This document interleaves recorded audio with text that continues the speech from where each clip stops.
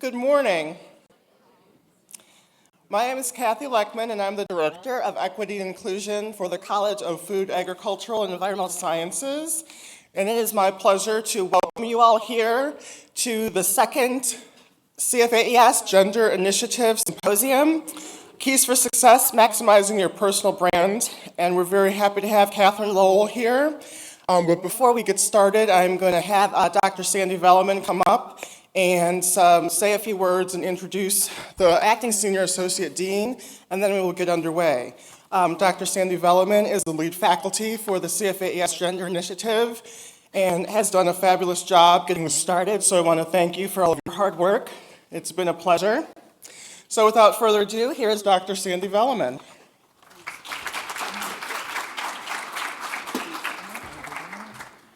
Thank you, Dr. Leckman. I'd like to welcome everybody, both in Columbus and Worcester, to our second annual symposium. And the themes for the Gender Initiative this past year have been about presenting workshops and topics that lead to your career success and will help you in your career success. We had workshops in negotiation, interviewing skills, and conflict management.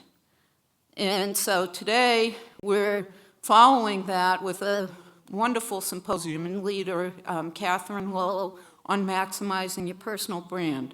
But before we get to Catherine's presentation, it's my pleasure to introduce Dr. Terry Niblack, Acting Senior Associate Dean for the college. Thank you.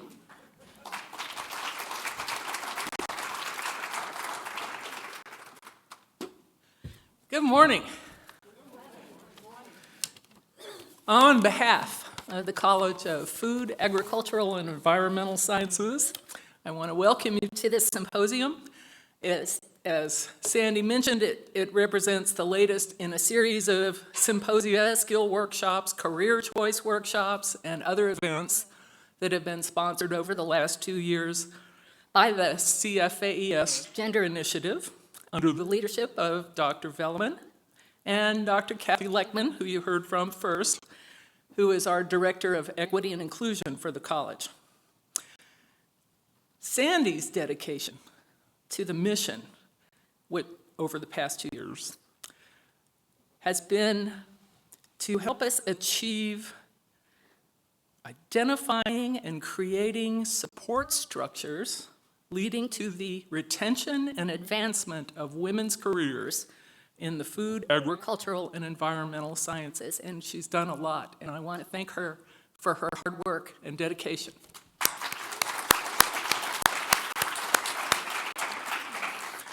So what Sandy asked me to do was to give you a brief overview of the college and its activities.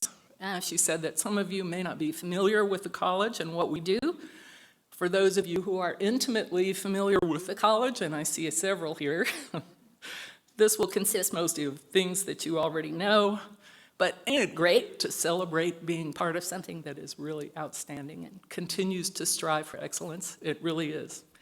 So first thing I want to do is say how excited we are to be welcoming our new Vice President and Dean, Dr. Kathann Kress. She would love to be here today to welcome you, but you have to make do with me, I'm afraid. It won't be long. She'll be here on the 1st of May, and subsequent Gender Initiative activities, I'm sure, will have her participation. Dr. Kress, if you haven't seen the announcements, is currently the Vice President for Extension and Outreach and Director of Cooperative Extension at Iowa State University. And she brings with her a wealth of experience and achievement in government during her time in Washington, D.C., at the Department of Defense and in USDA. She also serves as a trustee of the Kellogg Foundation and chairs the administrative heads of the section of the Board of Agriculture Assembly of the Association of Public and Land-Grant Universities, and she's a National 4-H Council trustee. So those of you who know about the college know several years ago now, 4 or 5, how long has it been, since Bruce McFerrin came in as dean, we have focused our energies on the one college objective. For those of you who don't know, we're split between the Columbus campus and the Worcester campus. You may hear the term OARDC. It refers to two things. OARDC refers to the center itself, which is located in Worcester, and it also refers to our research enterprise across both campuses.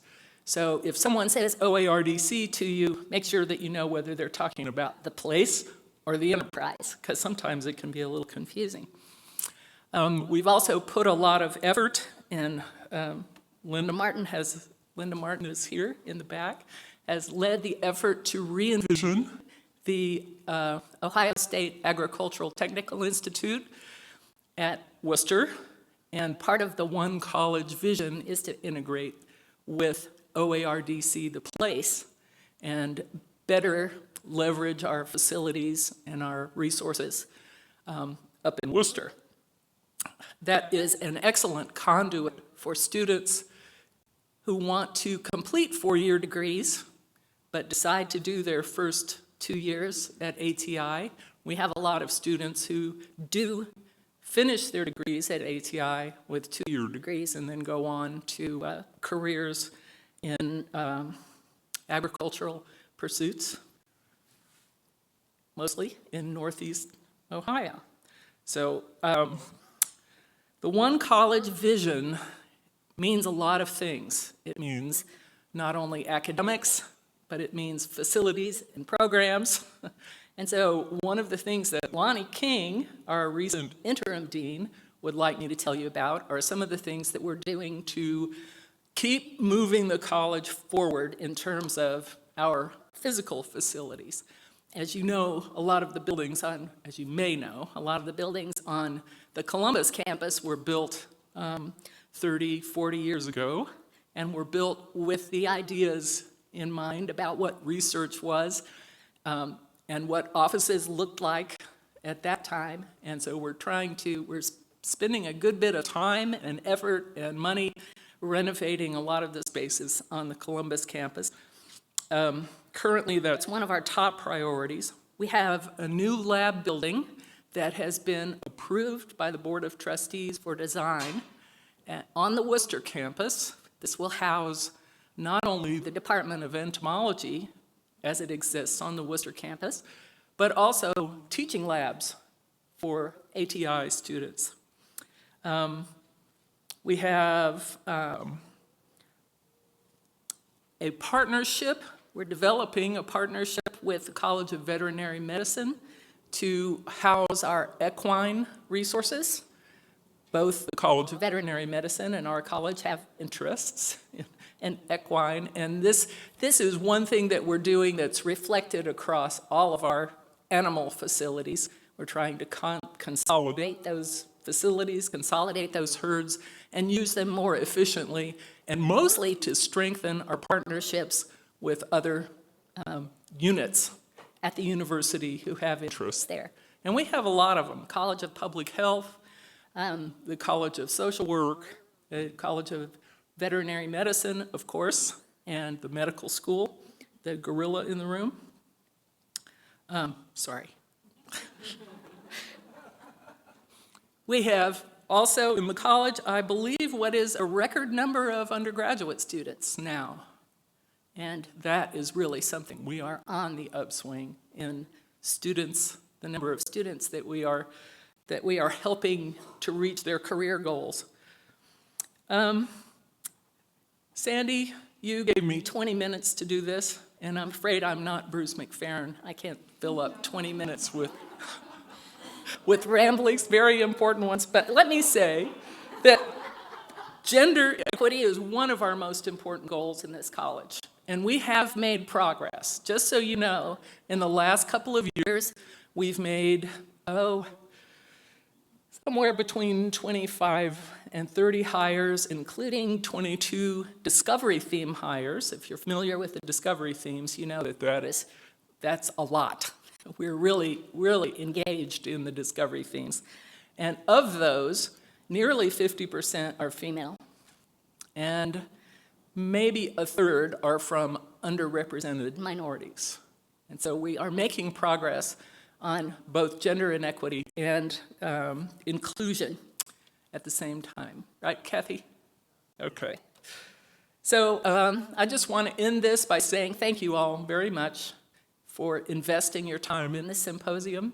We appreciate your being here, and we are more than happy to hear your suggestions for future programs. Thank you.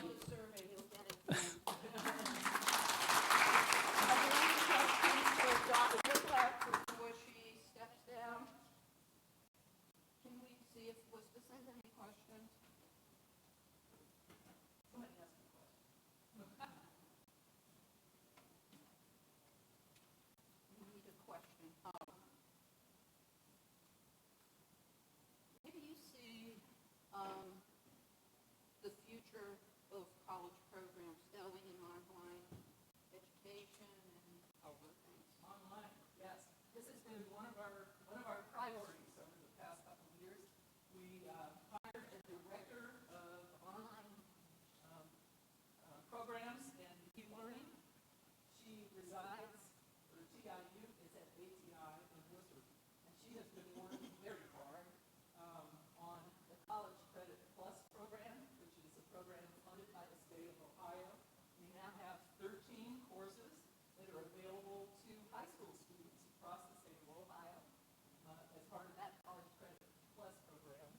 We have recently asked Dr. Martin to take Dina, who is Dina Newman-Covert, is the director into the academic programs office.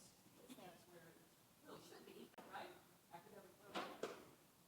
And I think she's doing wonderful things. We see many, many departments putting a lot of time and effort into making their, at least their general or introductory courses available online. Students like to sit at courses in their pajamas. That's not me, but that's okay. Thanks. Anything from Worcester? Anything from Worcester coming through? Not yet. Okay. Okay. Well, thank you very much. I hope you enjoy the day. Are you okay with that? Sure. Yeah, no problem. Okay, well, this gives us a few more minutes to listen to Catherine, and she told me she really likes to go on about things. So, first of all, it gives me great pleasure to introduce Catherine Lowe, who's the founder of Image Matters. Catherine graduated from Yale University, and she worked on Wall Street, where she quickly discovered the key to success never taught in school was a polished personal image.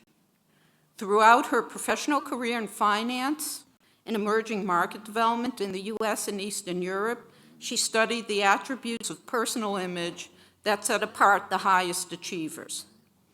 Two observations that she made were: first, an individual with a strong personal image achieves success more rapidly. And her second observation was an individual with a strong personal image can surpass even more qualified individuals in their field. In 2001, Catherine launched her consulting firm to advise groups and individuals on image enhancement, and to use this as a stepping stone to higher productivity and personal success. Catherine is also a very prolific person, and she's the author of two books. One, The Executive Image Power, and the other book, Yes, You Can. Today, she focuses on helping her clients maximize their charismatic qualities through their visual brand, communication style, and developing their emotional intelligence. Hence, today's symposium title, Maximizing Your Personal Brand. Now, I do need to say that Catherine has lived the past 6 years in South Africa and just actually returned to living and working full-time in the United States.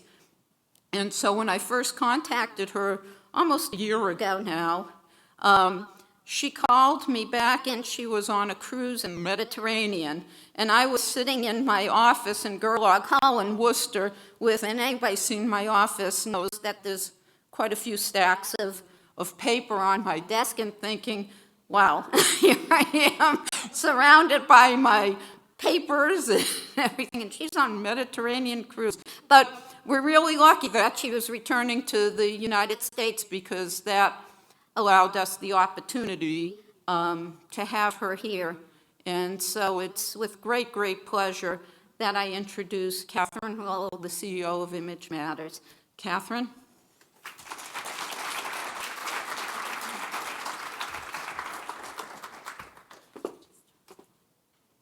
It's weird, I know. Okay. Oh, thank you. Am I live? Can you hear me? Okay, great. Okay, let me get a sip of water. This is going to be quite a lengthy day with one speaker. Just me the whole day. I hope you guys are ready for this. First of all, I would really like to thank the Gender Initiative for inviting me. This is truly an honor because, as Sandy said, we started chatting, I think it was literally a full year ago. She had last year's program, and then I think she got on the phone and said, can you come and do this? Well, I usually don't book out like that far in advance, so I realized that if someone was doing that, they must be super passionate about what they do, and clearly she is. And she even organized, hi Nicole, so last night she even organized some of the advisory committee members to have dinner with me. It made me feel so welcome and so at home, and I've never really been to Ohio before, so it was such a lovely introduction. I want to come back, and I want to explore what you have to offer. So this is truly a privilege for me. And I want to say hi to the people in Worcester.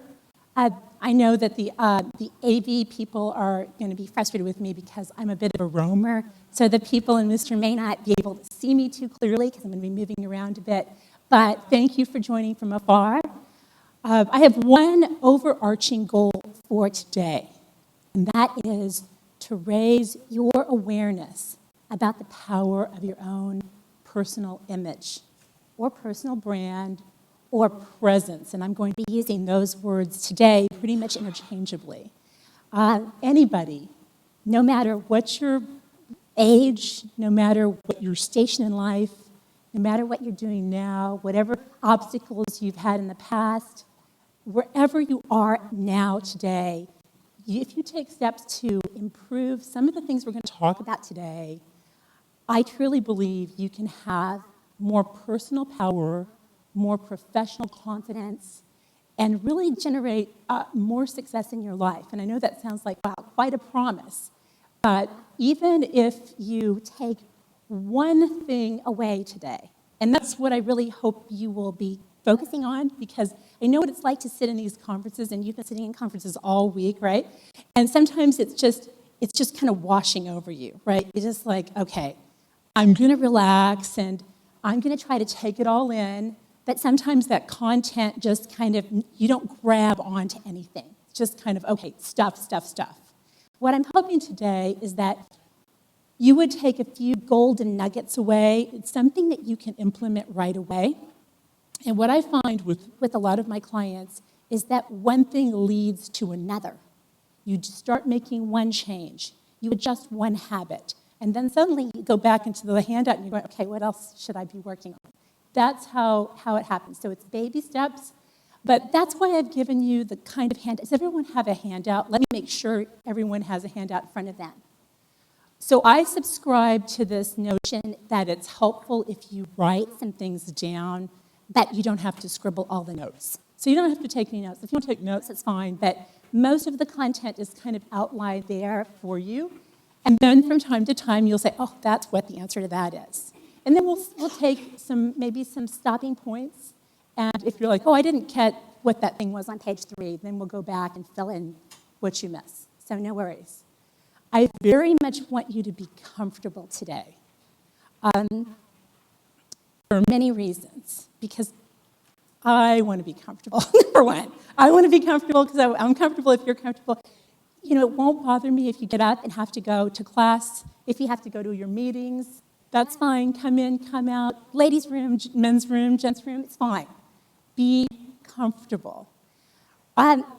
Now, why do I do this? And I want to just start out, before we get into the meat of the matter, you heard my bio from Sandy, and that's really quite the nice formal public bio. But I want to give you the anti-bio now, okay?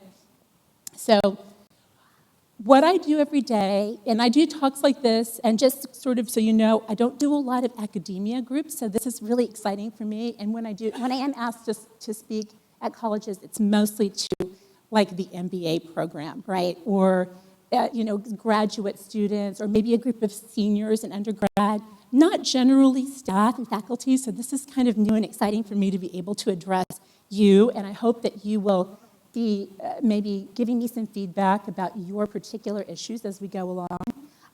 But most of my day is actually spent with one-on-one clients. I meet them.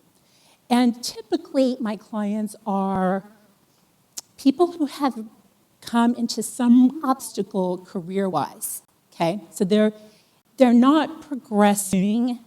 They're not really sure why. They look to their colleagues and they say, I've got more education than this person, but they're doing better for some reason. Or I've got more experience, and they've been promoted, but I've not been promoted. Or maybe they're changing jobs, and they need to have some kind of interview prep, right? Because they have, we don't do interviews very often in our lives. And suddenly someone's in mid-career, and they've got to do an interview, so they might seek me out. But they seek me out because there's this feeling that maybe there's something I could help them with. And you know what? 9 times out of 10, when someone's hitting some kind of ceiling some kind of obstacle at their work, it has to do with the issues we're going to talk about today. And they're not taught in school. They just aren't. I mean, some of you guys you folks that do the Career Center, I'm hoping that more people like you are doing this kind of work because it's so helpful and they're not getting it in class.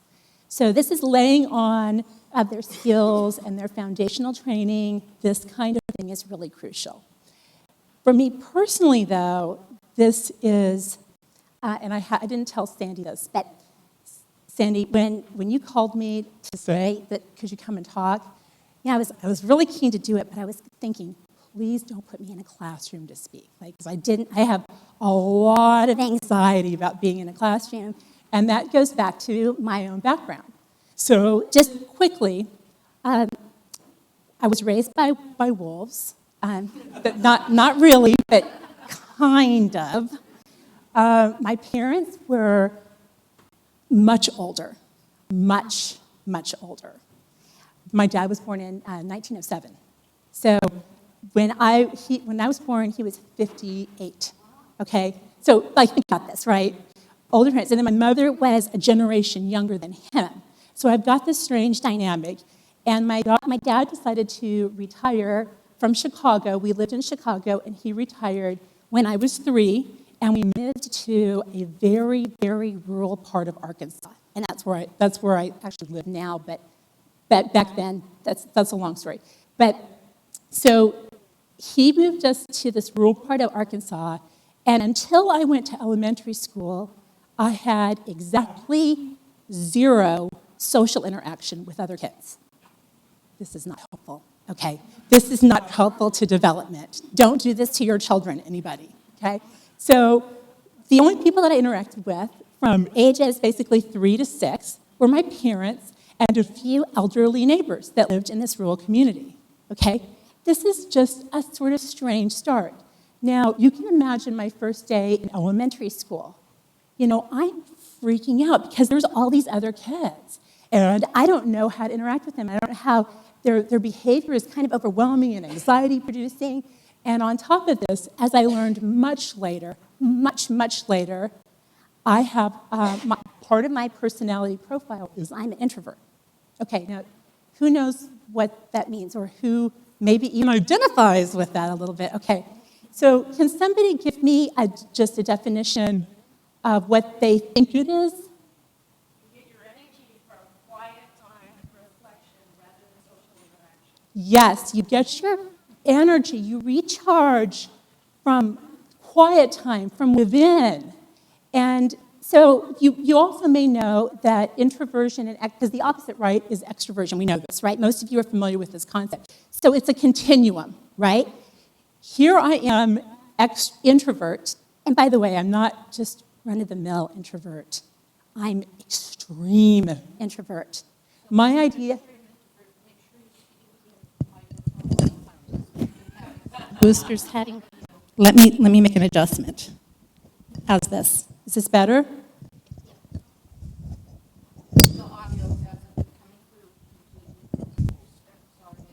No, it's fine. How's this? It's just a little bit low. Okay, I'll try to do more tilting.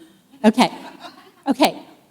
So as an extreme introvert, my idea of a good time, or my idea of maybe a night after work, is curling up in the fetal position, you know, and basically like sucking my thumb on the couch. Okay?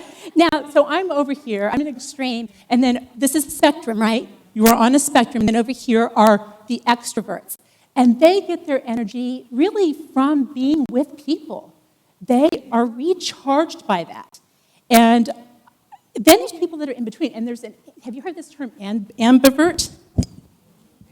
Ambivert, they're in between. I'm really struggling with this. They can, okay, good. I'll keep it there. Okay. So the ambiverts, they are happy alone, and they're happy to recharge, but they're also happy with other people, and boy, they must be the luckiest people of all, because they kind of have those traits. But so we fall somewhere on the spectrum, and I would venture to guess that probably half of the people in this room, up to half the people in this room, are introverted. Does anyone, can we just put ourselves out there, if you're kind of in my camp, can I just see a show of hands? Yeah, interesting. It looks like probably are there any real extroverts? Yes, okay. So here's the thing about introversion, and I just want to get this out first so we understand it. The kinds of things I'm talking about today, and this is why I do this, because I've been plagued by kind of my own personality traits, that this is extremely hard for me to do. To get up here and do this with you because I'm with you and I want to generate energy with you. So it's tough. It's like literally draining me. So I have to find ways to, recharge. I have to find private times in my day in between clients. And it's crazy that I do what I do because I'm with people all day long. But I have overcome it to a certain extent. I mean, I've learned how to manage it. And I want those of you who may have this introversion quality to really think about what we're doing today, because a lot of introverts get a bit of a bad rap. We are the ones that are considered, it used to be, until people became a little bit more enlightened, they used to think we were shy, which we're not necessarily shy. It's just that we get tired, and so we retreat. Or at worst, maybe we're like, kind of a stick in the mud. We don't want to go do stuff. Or the very worst thing I've heard is that we're stuck up. Has anybody ever said, well, you're aloof, right? You're aloof and you're stuck up. And that's the worst thing to hear because we're really, really not. But we're more thoughtful. And there are places for introverts and extroverts. Extroverts tend to get a lot of recognition because they're the talking heads. They're willing to put themselves out there. And us introverts, we've got good ideas too, but it needs to take us a little bit more time to come to the table. Okay, so I wanted to lay all that out so we understand the difference between introverts and extroverts. And if you're introverted, the need to hear this material today is so important. So when can I get the energy to dial up some of these qualities about personal image? That's what I want you to have in mind today. Okay, now we're formally going to start. Oh, yes, thank you. I would love questions. I'm not going to reserve questions at the end. So if you have anything that you just want clarification on, or if you want to know what do I fill in the blank here, or if you just have a comment, please, that would be fantastic. And the Worcester people can also email in. They know, right? Okay, so, okay, they're waiting. Worcester, we're waiting on you for your questions. All right, let's begin.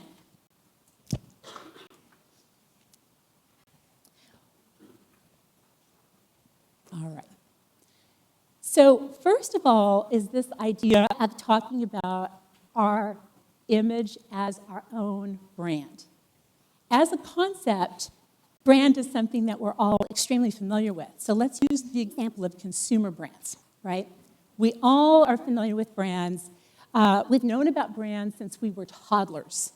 So when I was a little kid and I was running really fast and I fell down and I scraped my knee, my mother would carefully wash out that wound and she would apply a Band-Aid, right? Now, that's a brand name, right? It's an adhesive bandage, but we all know it as Band-Aid. Okay, and then if I had a cold and I had to blow my little nose, my mother would hand me a Kleenex. Well, is that the name of it? It's a brand, right? Kleenex is a brand, not tissue.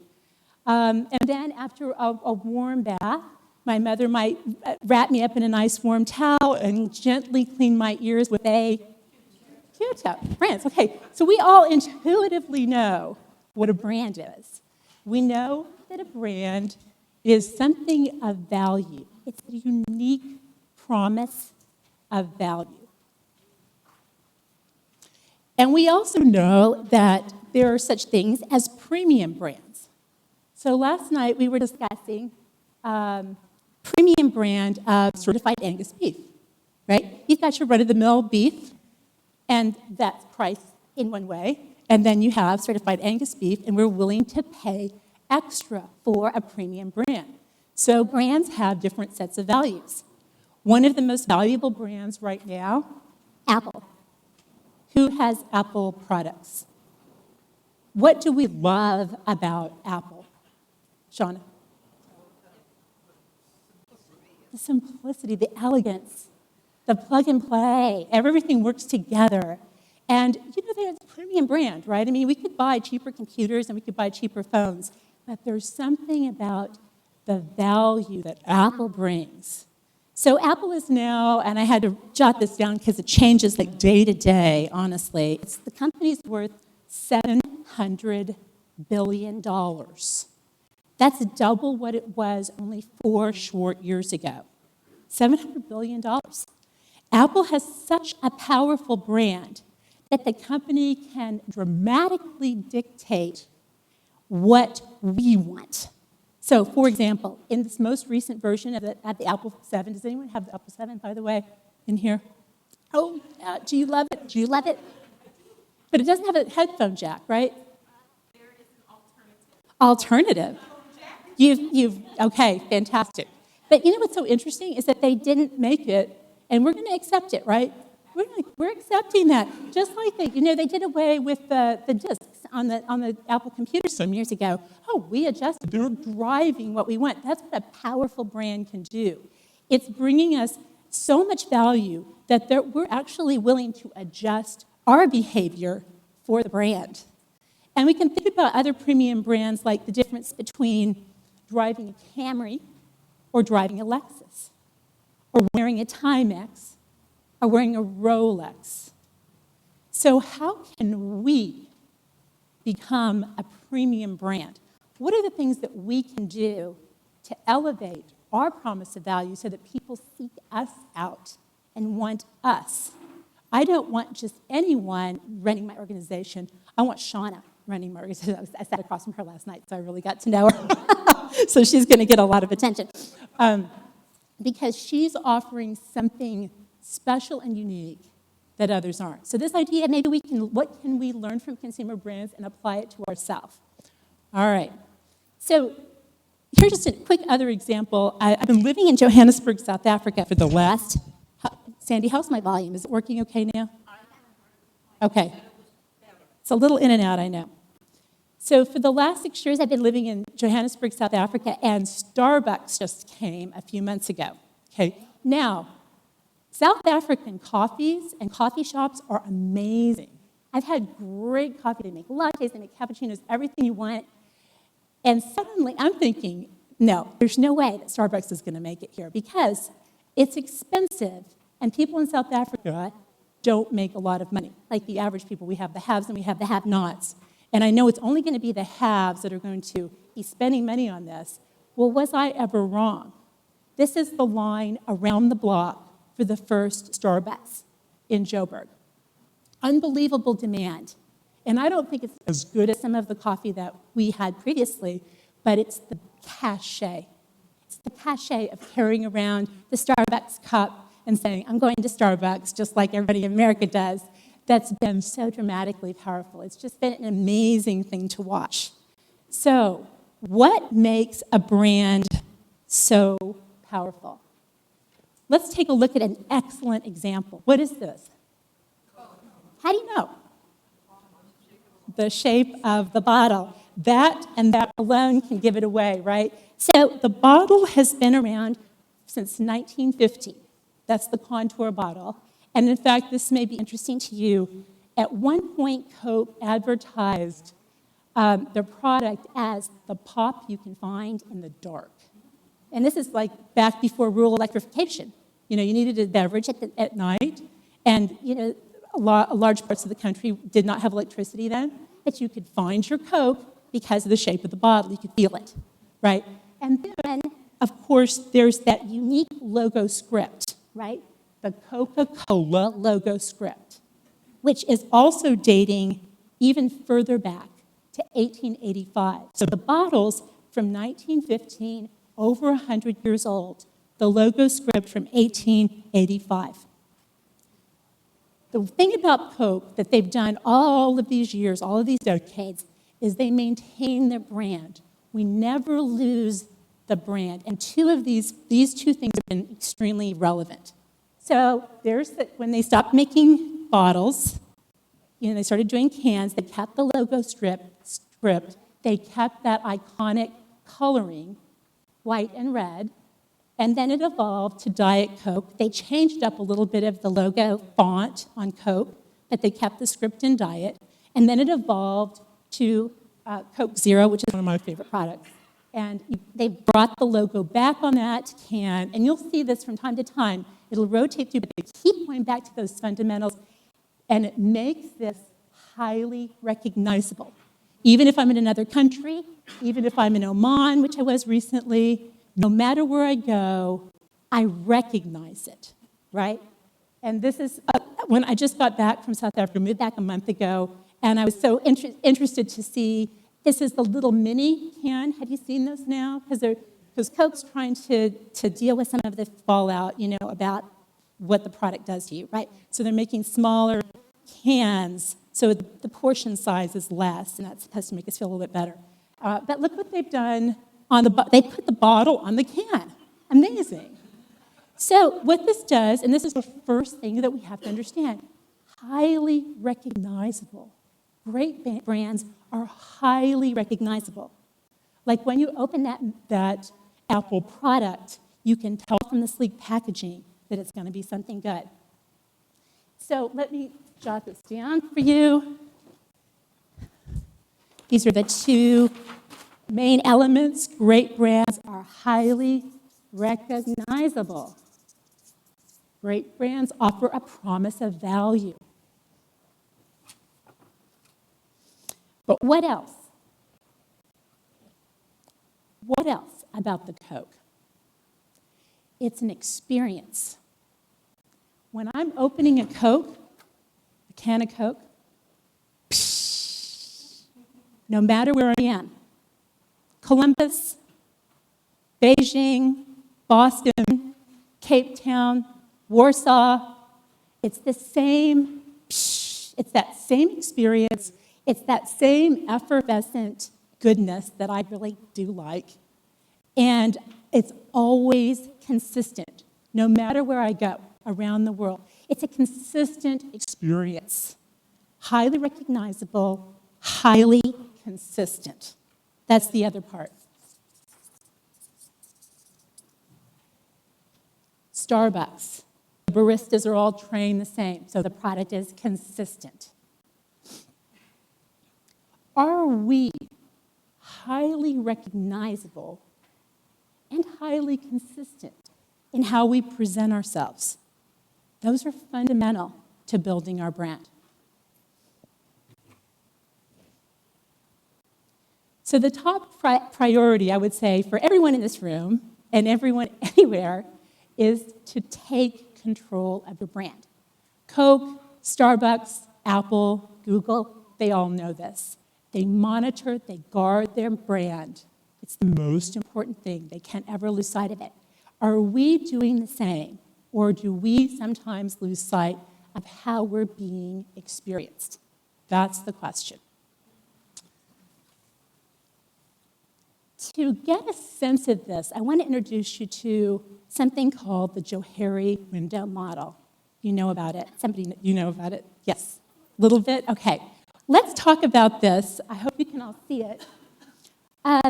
In order to understand this, let me give you just, set the stage. This has to do with you, how people experiencing you and how you experience yourself. So it's everything about you fits into these windows or rooms, however you want to talk about it. And it takes a little bit of explaining. So it's your traits, it's your personality, it's your abilities, it's physical things about you perhaps, it's how you think, it's your motivations, everything falls under here. And you have to think about it in terms of the columns and then the rows. So in the top row are the things that are known to others about you. The bottom row are the things not known to others about you. Now let's look at it in the columns. The first column is stuff about me that I know, and in the second column is stuff about me that I don't know. Okay, so let's take them one by one so you get this. So the first one, the first room or window pane is called the open area. So this is pretty obvious, right? It's stuff that I know about myself and other people know. For example, now, as of this morning, you all know that I'm an introvert. I've disclosed that to you. I'm masquerading very well as an extrovert today, but fundamentally, I'm an introvert, so you know that. You know that I have brown hair. You know that I've spent 6 years in Africa. You may make some conjectures about what that means. Maybe I've gone through some kind of a life-altering experience there. I have. Maybe I've been altered significantly from that. I have. But that would be conjecture, right? You would learn more about that as it goes on. All right, now, what about this box, the hidden stuff? These are things that are known to me, but not known to you. So what kinds of things are in there? Well, private things, secrets, things that we don't want people to know, or maybe we really shouldn't want people to know. Privacy.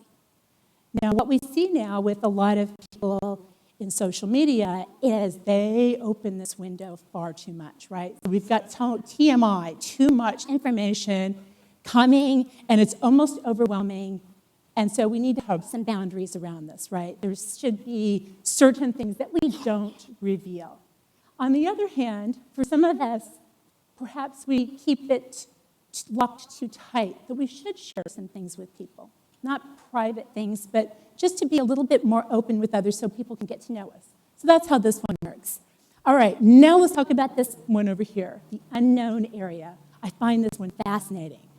This is unknown to you, and it's unknown to others. So what's in here? Well, things like some talent that is yet to be discovered, some ability that you don't know you have because you haven't tried it yet. It's kind of exciting. This is where we want people to get out of our comfort zone, discover, try some new things. Let's see what's in that hidden box.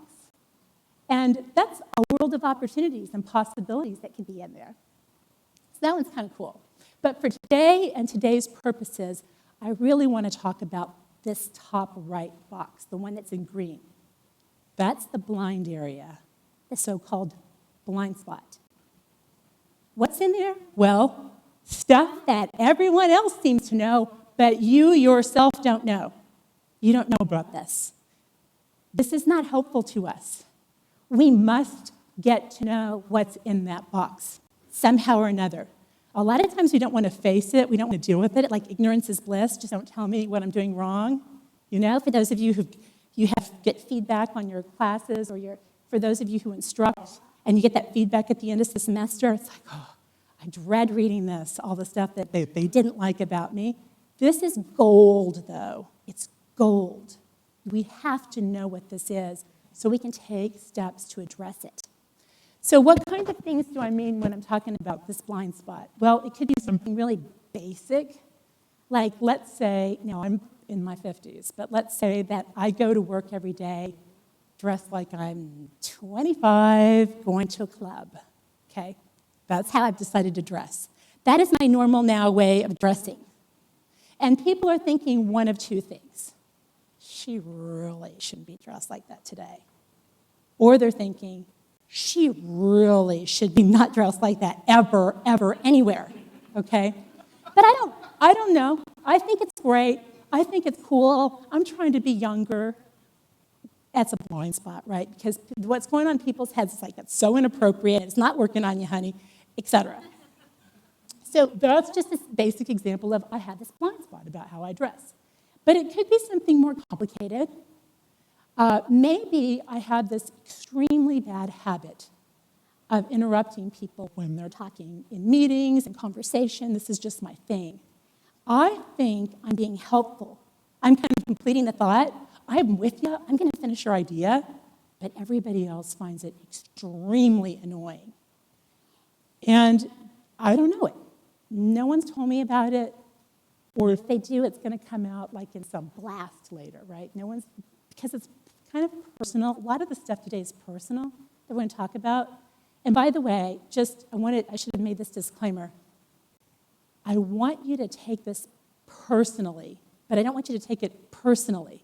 So what I mean by that is, if I'm talking about some concept, or like especially with the clothing, and I'm looking at you and I'm saying the thing about the clothing, it's not because I just said, oh yeah, and that's not working.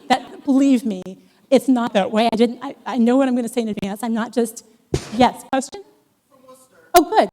Well, it's more of a comment. The person says, so maybe one way to find out what wine areas, you can tell your close friends to be very open and honest with you. Yes, they are coming to the next slide already, and I love it. Yes, thank you, Worcester. Worcester, come and teach the class. You're on it. Okay, so here we go. First, you know your brand. How are we going to know our brand? Well, 67% of people are surprised by how others perceive them. What does this say? Blind spot. This has got blind spot written all over it, right? What can we do? Gather feedback. This has to be our mission, and Worcester's on it. We've got to figure out directly or indirectly what our professional brand is. Now, the problem with this is that people who are close to you, they're emotional about it, right? So your family members, and this is what's so interesting about my clients, their family members have told them all the stuff that I'm telling them. But they don't take it from their family members or their loved ones because we've never given these people permission to give us the information, and we're not acting on it, so we're not really taking it to heart. We go, oh, yeah, I do need to change that thing. We don't take action. But when you are on a mission to discover what's in my blind spot, you will ask. You will find out. You will say, I just did this training on personal image, and by golly, can you help me? I need some help. I'd like to know, how am I coming off in meetings? And also, you want to talk about my appearance a little bit? That's okay, too. I'm ready. You have to steel yourself for it, right? Because sometimes it's tough, and I have the thinnest skin of all. But we have to put ourselves out there. There's a couple of things you can do that I just want to give you. And somebody, I believe, may have done this from your group because I noticed something came through a couple of weeks ago. On my website, there's an image self-assessment. And I use this with my clients. And it's a series of questions. They're in different categories, like a lot of the categories that we're going to talk about today. And you can rate yourself.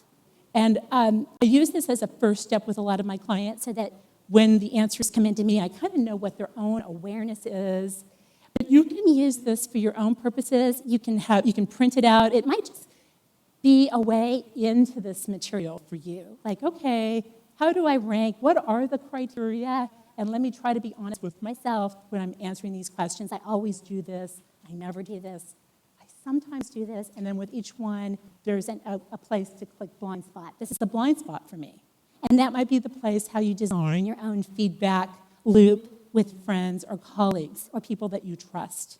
There's another thing that you can do that's free, and my thing's free too. I just may not have the time to answer you back if you send it to me. It's usually I use it for clients who are going to be engaged with me. But this is another thing you might use, and it's called Reach 360, reach.com.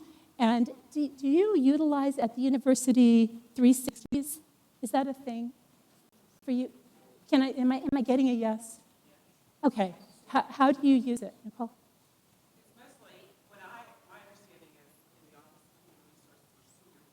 Senior leadership, and that's typical, that's very, very typical. It's what I find in corporate America as well. There's a cutoff. People have to be at a certain level to qualify for this perk, right? It's a perk, but what it is, and I don't know what it's like for you guys, but for my corporate clients, it's basically an anonymous system for getting feedback from the people that you work with, the people that you report to, and the people that report to you. So everyone in your universe has a chance to tell you the honest truth and anonymously. So this, and sometimes you can figure out who people are, but it is intended to help people find out their blind spots. So this is a program it's usually paid, but you can do like a 15-day free trial. I've used it for clients who don't really want to invest a lot of money. So if you're brave enough, I hope you all will be after this, you can give that a try as a way to figure out what are my blind spots. Any questions about this so far? Does it make sense? Do you understand the connection between thinking about our brand, thinking about what we can learn from great brands out there, and then figuring out our blind spots? Okay. Thank you. I'll repeat the question.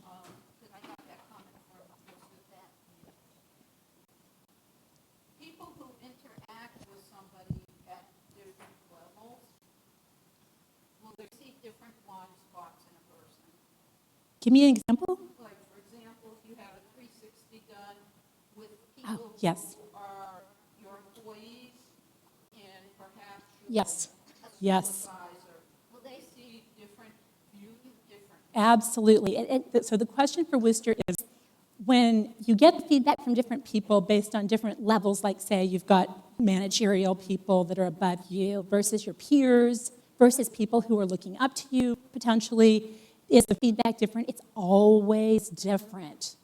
We tend to be kind of chameleon-like with how we deal with other people. One of the big issues I deal with my personal clients is that they have trouble, they get fearful when talking to people in authority, right? So they start acting a little weird. They can't really be their authentic selves. They get nervous nerves, create a cascade of emotions that make us act a little weird sometimes. And that's one of the things we work on, is to try to get, how can we try to be authentic with everyone in a similar way? But yes, and it's so useful to know that maybe our boss finds us to be not assertive enough, but yet when you're with your peers, with your students, you're perfectly assertive. So it's great, and it really does reveal that. That's why when you do one of these 360s or you undertake to get your own feedback, it is important to try to get a variety of people to give you the feedback, not just one person, because you want to aggregate. And sometimes you can get some false positives, if you know what I mean. Like people have an issue with you, and so they're making one thing bigger than something else. Great question. Thank you. Anything from Worcester? No, Worcester's already got the answers. Okay, cool. All right. So let's see. All right. So I've done quite the build-up. What is our brand? Yes, ma'am.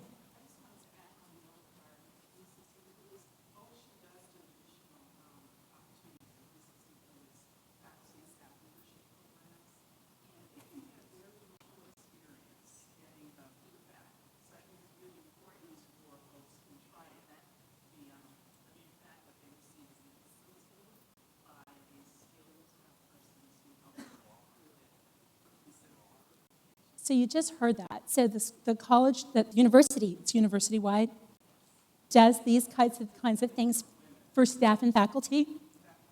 And we're going to bring you a mic. And the importance of understanding how the reveal on some of this can be extremely emotional. I mean, we've lived all of our lives, perhaps with these blind spots, tucked away. And to see it finally, it can be very emotional. when I'm doing my work with clients, there's a box of tissues like, at the ready, always, because it's, but it is, getting on the other side of it is the point. We've got to process this. Not knowing what it is worse than anything. But it can be very emotional. And tell me your name. Jennifer is saying that to have a skilled facilitator, if you're doing it in this kind of a setting, and I'm sure the university has that. So keep that in mind when you're doing it yourself. You got to be ready. You've got to be mature about how you're going to accept the information. And likewise, when you're giving other people feedback, are they really ready for the information? That's why we tend not to give it, because we know we feel very vulnerable when we're in these situations. Thank you for sharing that. Brilliant.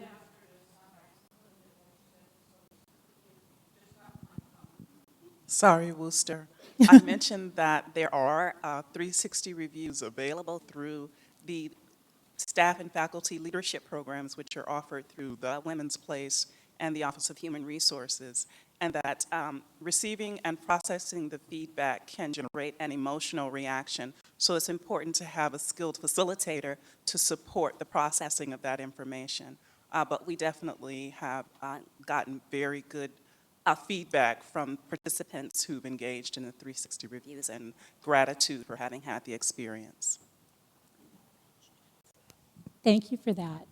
So let's go on to define brand, our personal brand.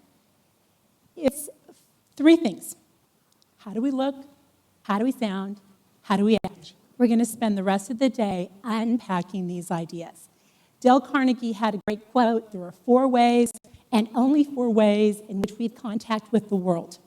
We're evaluated and classified by these 4 contacts: what we do, how we look, what we say, and how we say it. Okay, that's how we're experienced by others. Now, how does this begin? When does our brand first hit others? Well, it begins with, and you probably know the answer to this, you never get a second chance to make a first impression. It's a cliche, but we know it. But have we really thought about this? We know it's becomes so trite to say, you never get a second chance to make a first impression. Well, let's figure out what's really happening here in the first impression. Let's say you're coming to a conference like this and you don't know anybody. Maybe you're like, here's an example. You're going to something or something like this, or you're walking into a new classroom and nobody knows you. And oh, guess what? You're a little bit late, so the doors have already closed. And you open the door, like let's say someone was coming right in through here, through this door. And what happens? Yeah, right? Oh, whoosh, you can almost hear like the wind. Everybody's heads whipping around like, who just came in? Okay, boom. That's how fast it's happening, okay? That's how quickly people are making an opinion and forming impressions about you just that fast. So when I first started doing this business, image consultants, we have our own professional association. We had these meetings and we would always debate, how long do you think it takes to make a first impression? Well, I think it's, nothing scientific here at all. And I'm talking to a bunch of scientists, so this is ridiculous to even discuss. But we would say, well, I think it takes a few minutes. No, I think it takes a few seconds. Well, Princeton, a few years ago, did a study to find out how quickly do people really form opinions about others. And it was a proper study. It's a proper university, right? So they did their studies. And they tested people on 5 attributes, 5 traits and characteristics. They would show a control group pictures of people. I don't know if it's a control group. Never mind, I'm not the scientist. But they would show participants pictures of individuals, and they would ask them to be rated on 5 different qualities: attractiveness, credibility, likability, trustworthiness, and aggressiveness. Those were the 5 things that they decided to just test for. How quickly do people make up their minds? So they'd show them the pictures, and people would react. So guess how quickly people reacted? 1/10 of a second. 1/10 of a second is how quickly people form opinions about you, okay? They're forming all kinds of opinions. Opinions about Well, the attractiveness one, like we can get that because we're all kind of hardwired for that. We get that. People really do kind of size each other up, and we know that from just living. But these other things, credibility, likability, trustworthiness, aggressiveness, all of these characteristics, boom, boom, boom, a tenth of a second, that fast. And what's super interesting about the experiment is that when they gave them more time to consider the picture of the image that they were seeing, no one changed their minds. They stuck with it. They stuck with their first impression. Yep, that's what I believe. So it's crazy fast, and it's crazy strong. That first impression is quick, and it's strong. Yes? Question from Worcester. Okay. And if this doesn't work, tell me how it works best for you, because I keep, No, I love it. So Worcester wants to know, they said, would it be safe to say or think that until you know yourself, it will be somewhat difficult to create a true brand? I think that's very safe to say. Very true. That's why it came first in this presentation. We've got to figure out ourselves. And then we can be authentic, because your brand's going to be different than my brand, because we're different people. And that's the danger of a program like this, because I'm going to show you some slides later of people in clothes and whatever. It has to be unique to you, your situation, your lifestyle. We're all different. We're not going to fit into one model. Now, if I'm dealing with a bunch of MBAs, yeah, it's a little bit easier to kind of put them in a box because of the career that I know they're all going into something, right? Similar, perhaps. But for the rest of us, we have our own unique situation that we're living in. We have our own creative needs that we have to express sometimes with ourselves. So yes, great. Great questions coming out of Worcester. Anybody here? Okay. All right. So the power of the first impression, that it's formed almost instantly. Remember, a tenth of a second, even before speaking. This person, they haven't even opened their mouth. They've just walked in the room, and we are all forming opinions about them. Opinions about their health, about their socioeconomic background, about their level of success, perhaps. Is this fair? No. It's horrible. It's horrible that we do this. I hate it. I would much rather, when I walk into a room of people that I don't know, who don't know what I'm about, if they could see my soul, if they could see that I'm a caring friend, that I really love my work, that I really care about my clients, that I have this whole other life besides what you're seeing, that's what I would want. But that's not the reality. Unfortunately, we're hardwired to make these decisions based on evolution, friend or foe, helpful, not helpful, aggressive, not aggressive. And we do it so fast. But here's the opportunity. Yes.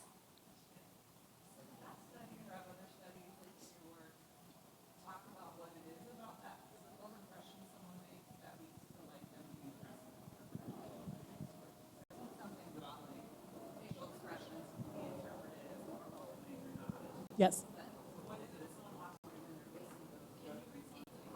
So she's, yeah, we need that mic, I think. Well, so the question is have the studies found, is there any one thing that's going on in people's minds to make them react so quickly and so strongly about a person? That's what we're going to get into the rest of the way. I'm going to dissect the first impression, because what's happening moment by moment when people are perceiving you. So you teed me right up for the next bit. Okay, good. Wait, yes, and Worcester has a question. Actually, this is me. Oh, good. I'll distinguish when it's me and Worcester. And you'll probably talk about this, but what this is reminding me of is the whole concept of implicit bias and how that can come into play in forming our first impressions based on a lot of the things that you mentioned, appearance, what we think somebody's race or ethnicity is, Yes. making judgments on sexual orientation. So I find it interesting that I think there's a real correlation with that concept of first impression and implicit bias. Absolutely, and it's very real, right? I mean, people's minds just immediately go to, they see color, they see facial structure, that this is happening, it's very real. We don't want to talk about it, but it's real, it's happening. So here's what we can do. We can know this is real, we can maybe not like it, but we can manage it. We can manage it. And that's where the power lies. What can we be doing to manage that first impression so that we are our best authentic selves right away? Okay? So let me just talk a little bit more about this, and then we'll get into the details. And be sure to let me know when we need a break. Okay, good. So I mentioned it's strong. The other thing is that the power of the first impression, it's very long-lasting, okay? Very, very long-lasting. Until something happens to change someone's mind about you, that first impression is going to dominate. That's going to be what people really think about you until there's something that happens to make them change their minds. So in reality, let's take a little look at, remind me your name. Is it Kate? I thought it was close to my name, so that's why I remember. So I just met Kate. We spent like a minute, right? Like not even. A minute talking this morning. Okay. So let's say that this is going to be the interaction between Kate and myself. We'd never met before. And then let's say we meet in the hallway here and we speak for 5 minutes. Okay? 5-minute encounter with Kate. Now,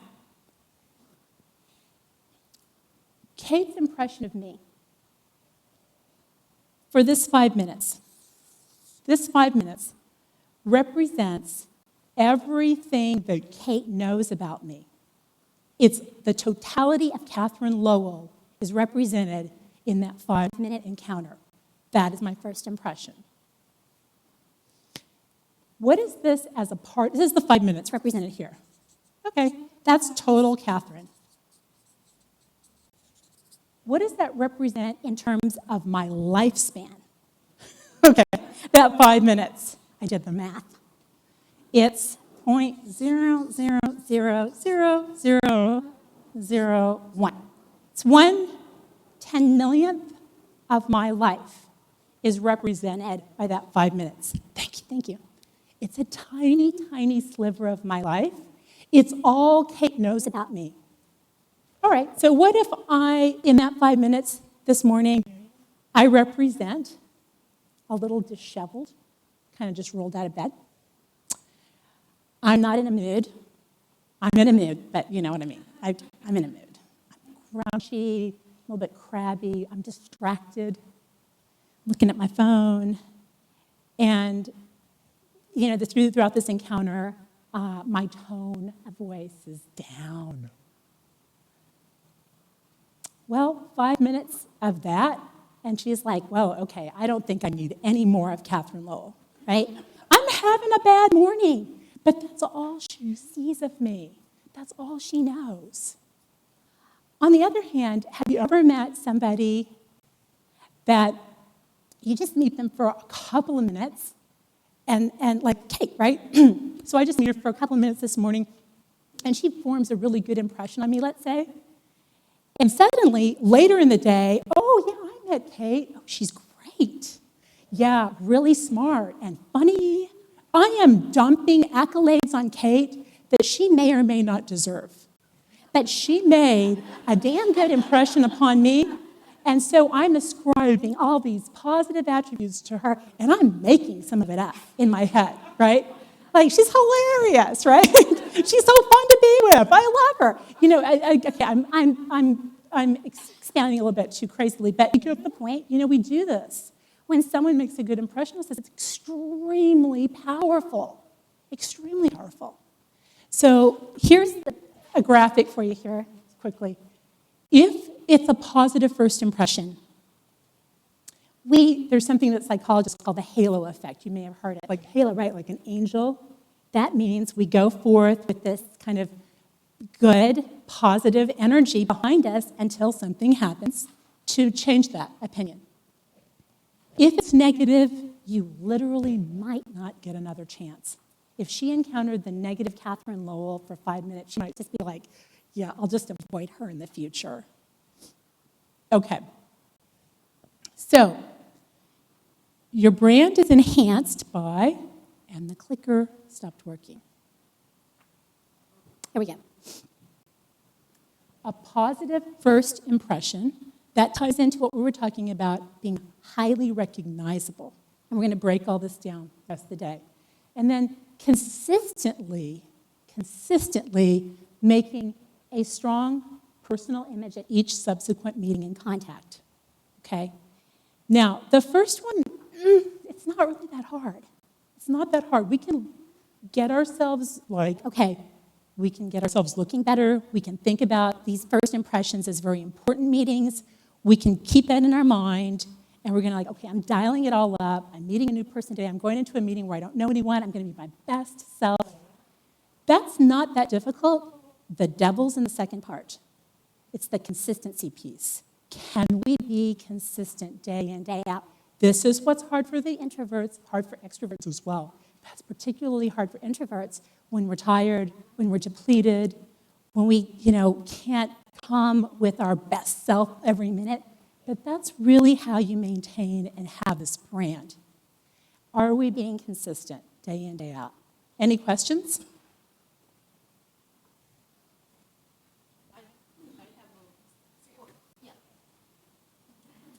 Oh, good. The mic. That'll help.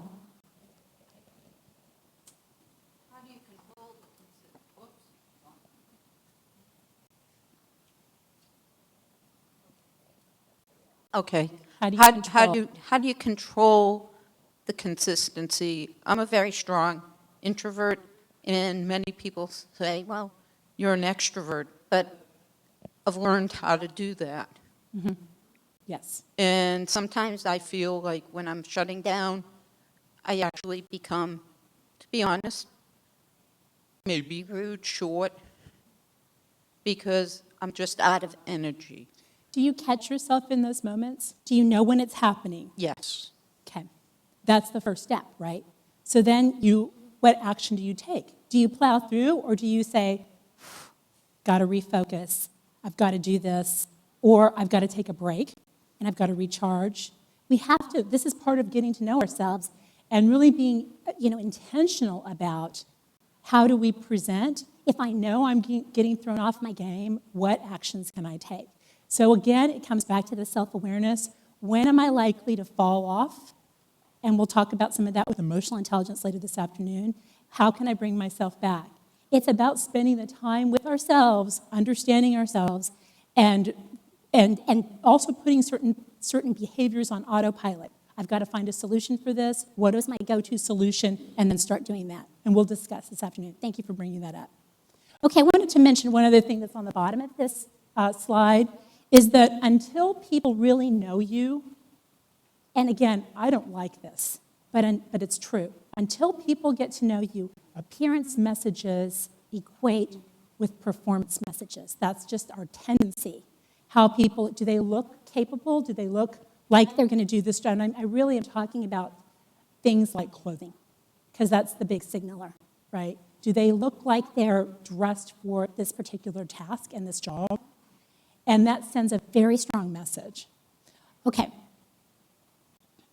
So what we're going to do now is we're going to dissect first impression.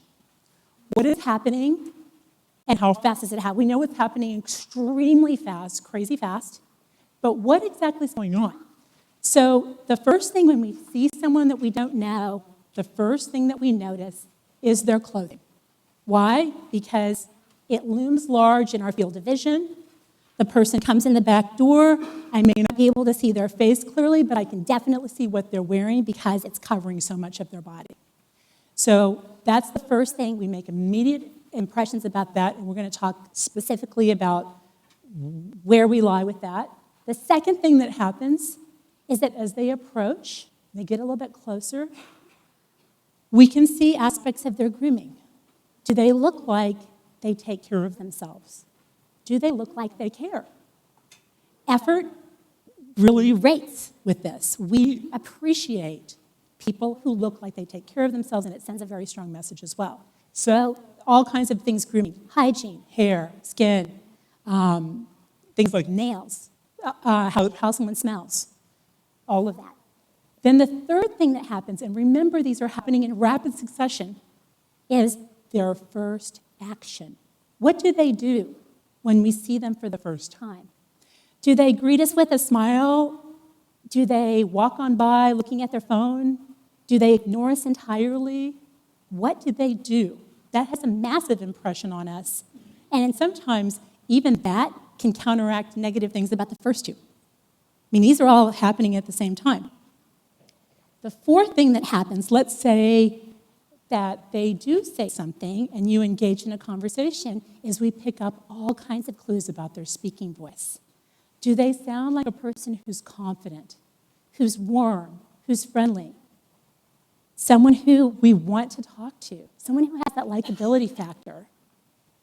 And then finally, and we see this from the beginning, but we also continue to notice it, especially if they're talking to us, to notice their body language. So we see when they're coming in, how are they walking? What's their stride like?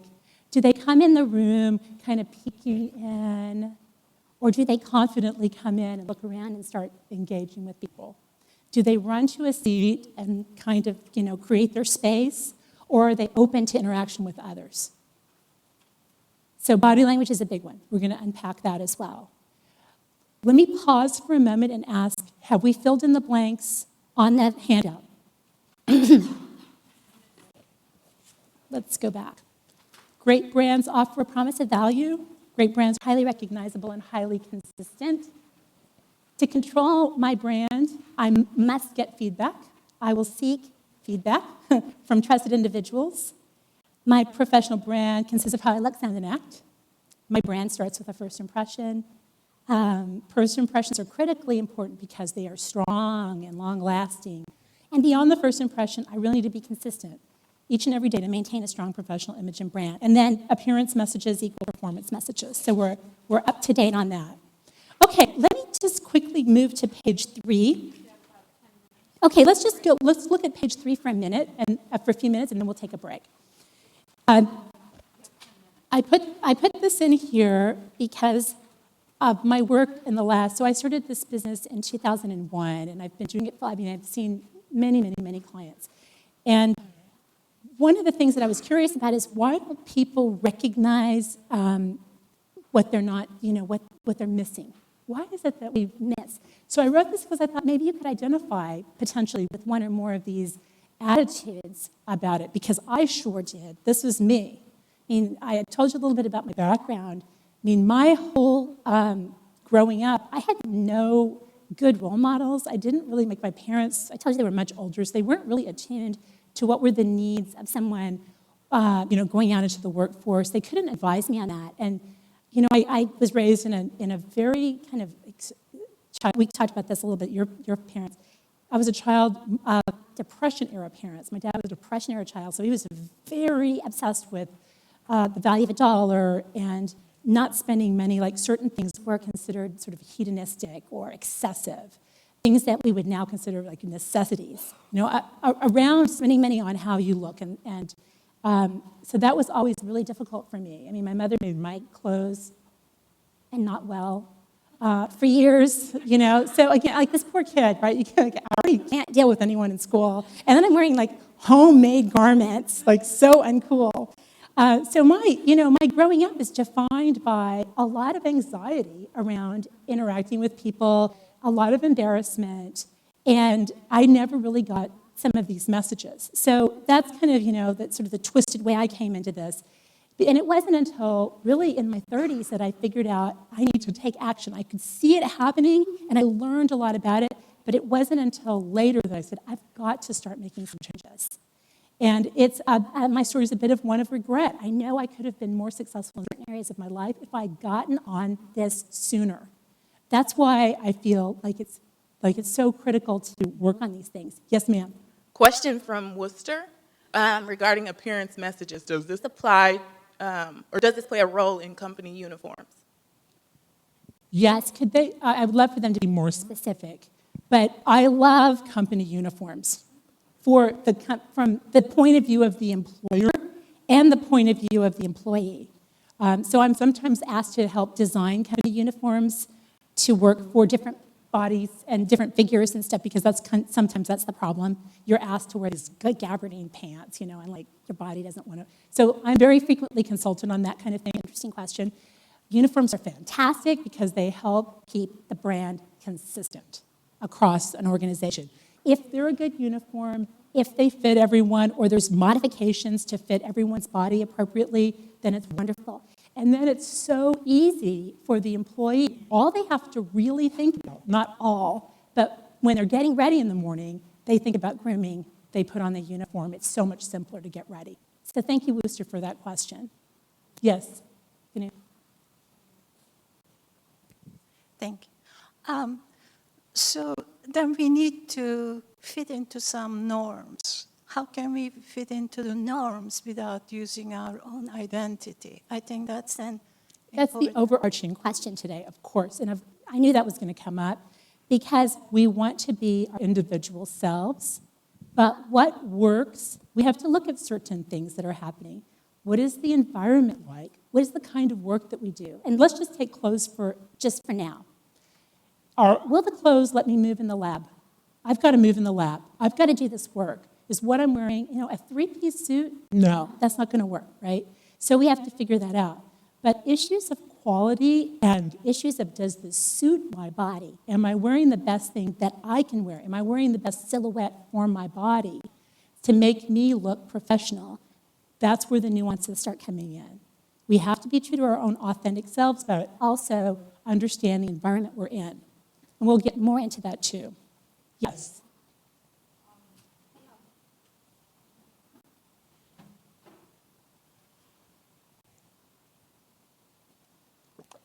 It might not be a question, but a comment. As women, we experience more pressure on clothing and grooming more than men. Is that always the case? Is it women's look value more than their competency? And as women, should we fit in that norm and have to work more on our clothing and grooming than our competency? Or where do we find the balance? This is a great general topic for discussion. And I would love for that to be at tables at lunchtime, that you would discuss that. Because I hear you. And I think it should not be a distinction. There should not be a distinction. But in reality, there is. In this world that we live in, there still is. And let's look at this, because this is on page 3. Look at number 4. This is on the top 10 reasons why I may not be maximizing the potential of my personal image. And this was my strong belief. And this is the belief of a lot of people that I work with. I may believe that only my work product matters. Not my appearance, not my behavior or style of communicating. That may be my personal belief. Unfortunately, it's a limiting belief if we think about what the rest of the world is expecting and looks at. So if we stick to that, we may be paying a tax. We may be being true to ourselves, but we may be paying an unknown tax of unknown quantity as to what we're missing out on. Does that make sense? Unfortunately, and don't shoot the messenger here because I don't like it. That was my strong belief, but it does matter. And let's just go back to number 1. I may not have learned the fundamentals of professional wardrobe, grooming, body language. That was me. I never learned it. I never had a role model. I never had a class, to figure it out for yourself. And you get a long way down your career, and you think, well, maybe it's too late to make a change. I don't think I really want to go for that. It's never too late. It's never too late. Just give you a quick example. So I work, where I live is near Walmart headquarters, so I deal with a lot of Walmart people. And there was a woman, extremely qualified woman. She was in charge of pet foods. And she was very capable, very bright, very personable, but she wasn't moving up. And we identified certain things that she could do. And it was over 2 sessions. So we talked for 2 hours, and I said, what I'm seeing, what I'm hearing, here's some steps you can take. And when we re-met, after she had made some of the modifications in her behavior and some of her appearance issues and some of the style of communicating, she got promoted. And she came and she cried, she wept bitterly, very bitterly. She said, was that all? That I could have done that years ago. I could have done those things. Was that what was holding me back? And I felt horrible. I mean, I was thrilled that she got promoted and, good. So another success story. But that she had not known what to do hurt, that she had not gotten that message. And she hadn't come to terms with it. Yes. Kathy.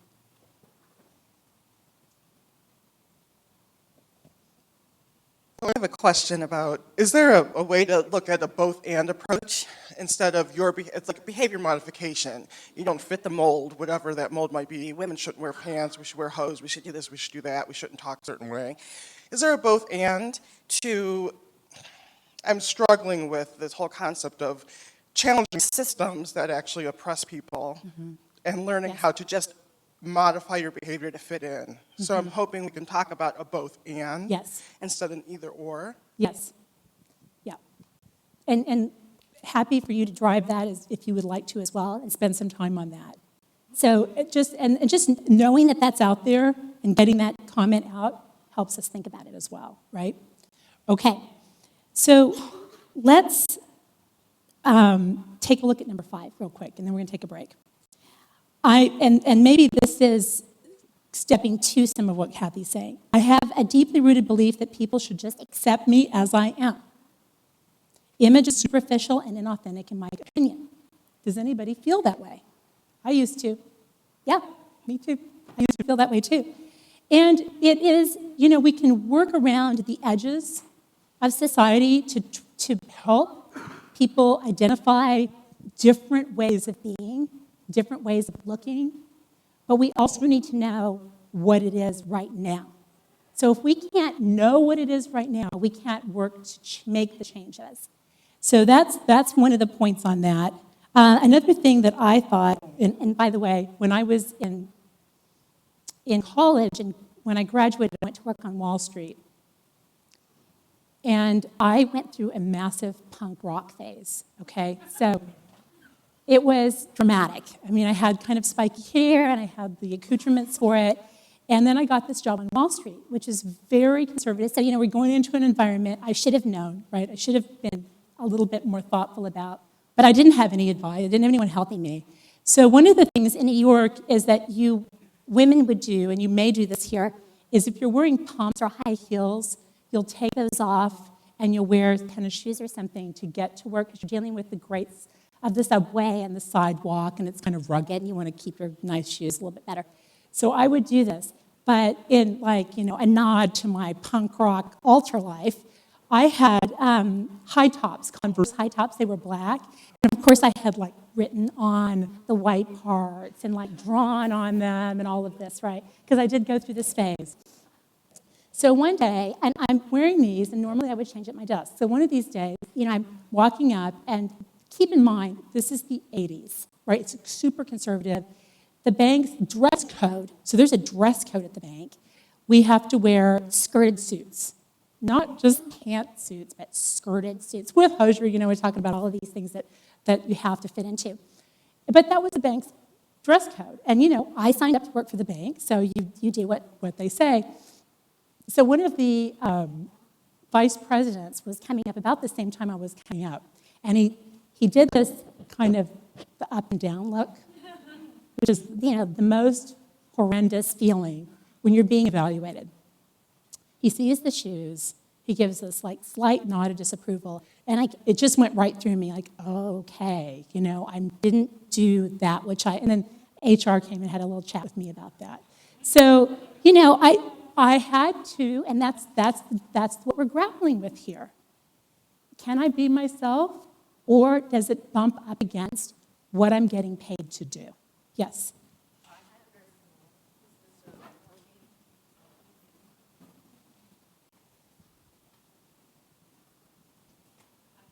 Similar position, working in a bank.